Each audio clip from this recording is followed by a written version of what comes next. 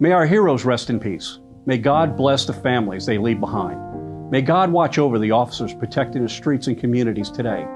And may God bless the United States of America.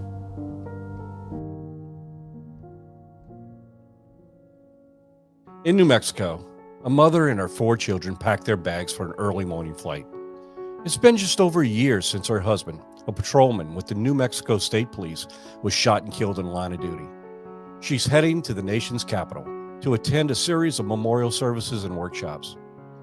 Each is carefully designed to not only memorialize her loved one, but also help her cope with her loss and hopefully find closure in a seemingly endless nightmare that replays in her mind each and every time she closes her eyes at night. She is not alone. Families from every state and U.S. territory prepare for this same journey. There are the wives and husbands, mothers and fathers, sons and daughters, brothers and sisters, friends and partners of families of 563 officers who gave their last full measure in the service of others during 2021. Each are struggling with the senseless loss of their loved ones and desperately hoping that this journey will help them make sense of the senseless. The next morning, a tractor trailer arrives on the west front of the United States Capitol. 2 men hop out, walk to the back of the truck, and open the doors. They begin unloading chairs, thousands of them, some white, some blue, some red, a layout painstakingly developed by dedicated volunteers.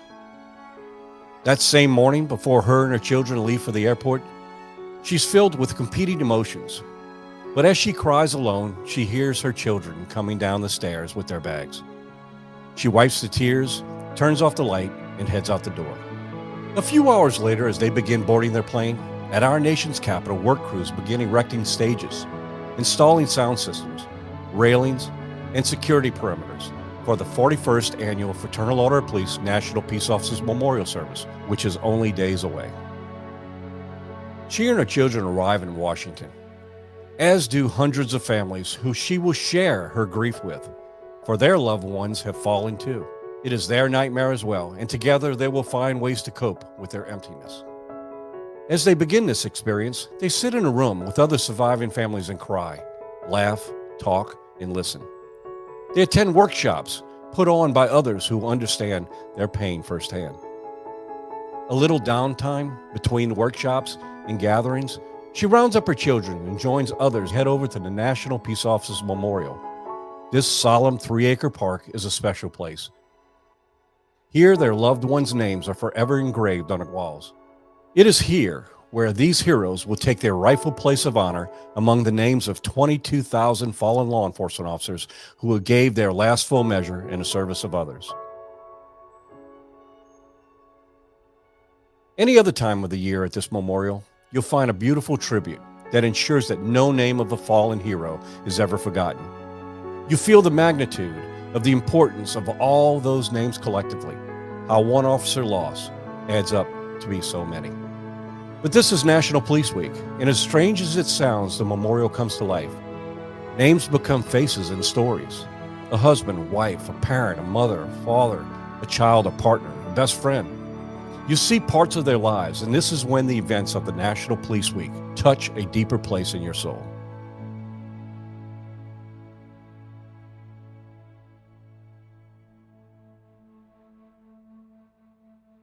As dusk approaches, she and her new friends, forever bonded by their loss, board a bus for a sharp ride to the National Mall, where a somber candlelight vigil begins.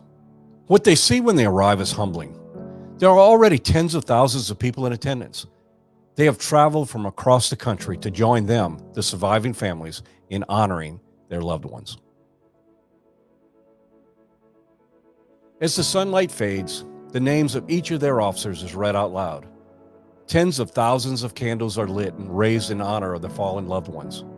She is overwhelmed by the support of thousands of strangers who share their remembrance, their healing, and their sorrow.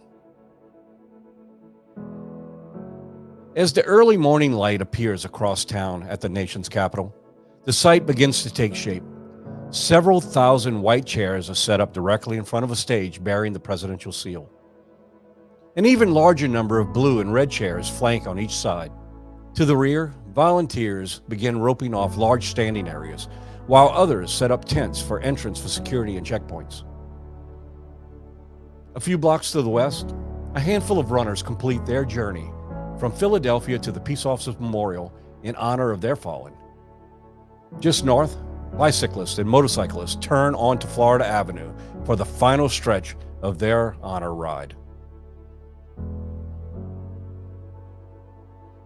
Back at the Capitol, a small army of volunteers go down their list, become tired and frustrated with the last-minute changes and budget constraints. Yet, in the background, a sound of taps can faintly be heard from a bugler practicing in the shade.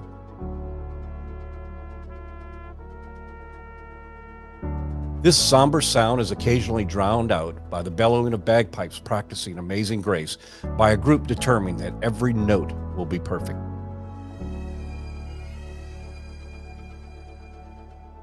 Police honor guard teams from hundreds of agencies, from the largest to the smallest, practice under the sometimes brutal mid-spring sun to ensure that every step and turn occurs with pinpoint precision.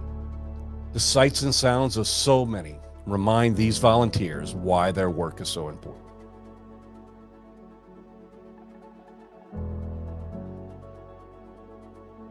The morning of May 15th, the surviving families begin to board buses headed for the nation's capital. Escorted by what seems like miles of motorcycle officers, they cross the bridge over the Potomac River and enter the district. Driving alongside the National Mall, they pass one memorial after another, each one dedicated to American heroes. They are proud knowing that their loved ones are among those heroes. The bus enters the Capitol complex, and families of the fallen begin to disembark. As they make their way to their seats, thousands of uniformed officers stand side by side, creating a corridor of honor leading to the white chairs. Ask any volunteer why they give their all for this service. Ask any FOP member why they spend a large portion of their dues for this service. Ask corporate sponsors why they contribute to this solemn service. Ask those who travel near and far to attend this service. They will all articulate their reasons differently, but in each of their messages, they will share one underlining theme. It's all about the white chairs. For each one of those white chairs represents a hero that has fallen, and equally important, heroes that must carry on. Their lives have been forever changed, and through the efforts of so many, they know that they're not alone. For we never forget our fallen and the contributions that they have made and their families have made and will continue to make. We will never let them walk alone. When the days grow long, the temperatures rise, and the site preparation work seems endless, remember, it's all about the white chairs. When you're running or cycling to the memorial in honor of our fallen, remember, it's all about the white chairs. When you arrive at the service and can't get the view of the stage that you like, remember, it's all about the white chairs. When there isn't enough seating to accommodate attendees, remember, it's all about the white chairs. When the service extends longer than expected because the President of the United States takes time to ask survivors to tell him about their loved one, remember, it's all about the white chairs. When egos get bruised and tempers flare because the task seems overwhelming and thankless at times, remember, it's all about the white chairs. When participating in evening parties and gatherings and the celebrations of life, remember, it's all about the white chairs. As long as there is a need for white chairs to be set up on the lawn of the nation's capital on May 15th to remember and honor our fallen, our work is not done. Never should we lose sight of the reason we do what we must all do, which is remember and honor. Take pride in your efforts. For the Fraternal Order of Police National Peace Officers Memorial Service doesn't just happen. It has evolved out of our respect and admiration for those who gave far more than we have. We must never let them walk alone.